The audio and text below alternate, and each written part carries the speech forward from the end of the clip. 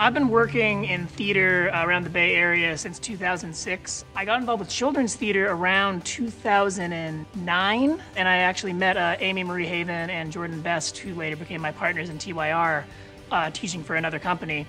I'm from the Central Valley. Grew up there doing theater from a very, very young age. I was probably worked on in some capacity 9 or 10 shows a year. In high school, I loved musicals, and I had a great teacher mentor who was an opera singer and told me that I should study classically, and then once you do that, you can do anything you want. Cross behind you. Cross this way. The experience that each of us had in children's theater, in adult theater, in music, and all of our various different backgrounds. I think we're able to bring a lot of colors to the company, and that's what I'm most excited about. This first year on our own, we've grown so much, and we have such big plans and dreams. Stop it! With Tomorrow Youth Repertory, we, more than anything, want to just create a community for these kids. And the philosophy is just the deep, deep power that theater has and music has in everyone's life.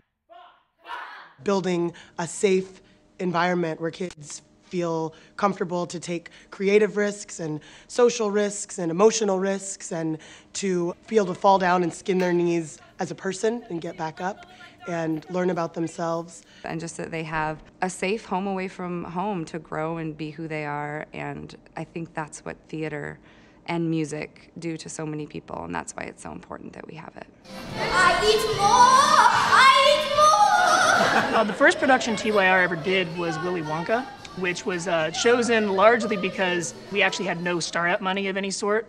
It was something that we could put together from our closets. Costumes were all things that somebody would actually wear, and we could borrow, and we could scavenge, and we could actually make that work. After Willy Wonka actually worked out very, very well, we got more ambitious and did a production of Snow White that was actually our own version. I ended up writing the script, and then we mixed in a lot of pop songs and such and made it into kind of a Glee-like I hate that I just referenced that sort of experience.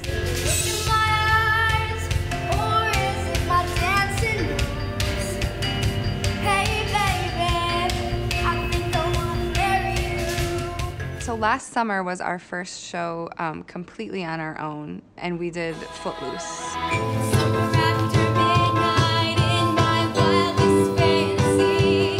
That was kind of our first season where we tried our hand at, something much more ambitious that required us to actually make costumes, rent more set and lighting pieces, and then an audition-only program. And then this last year, we did a little bit of a Disney kick where we had, in the fall, Little Mermaid, and in the spring, Mulan. Can't imagine how beautiful it was. That brings us to this summer where we did Narnia, which was all experience levels, and that was probably our most expansive show until 3 weeks later, where we're now here with Les Mis. So I'm kind of terrified as to where we'll be a year from now. I'm really, really genuinely afraid of that. And that's all you can say for the life of the poor.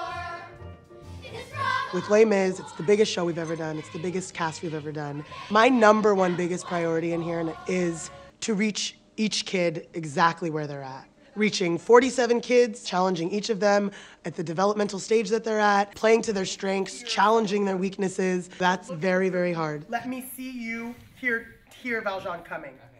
They do need really different things. And it is hard because, especially with a large cast, there isn't enough time for us to just do one-on-one work with everybody every day. Trying to split your time so that you're not giving so much time to the leads and making this into a sort of status symbol where it's all about Valjean and Javert and then the other people, because theater shouldn't work like that.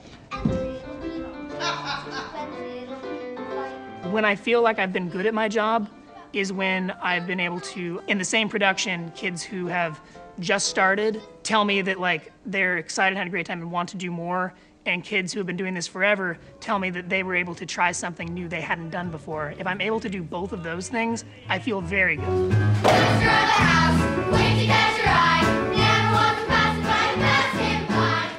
I actually think children's theater is humongously important, and I do think that it is kind of a shame that as school budgets get slashed and slashed and slashed, the first thing that goes is the arts. We have check-ins when they get here to see how they're doing, and we had somebody just just start crying and just thanking us for having this camp, because they were in middle school and had trouble meeting friends this year and just felt at home and so happy that there were 40 people here that were embracing their weirdness, as they said.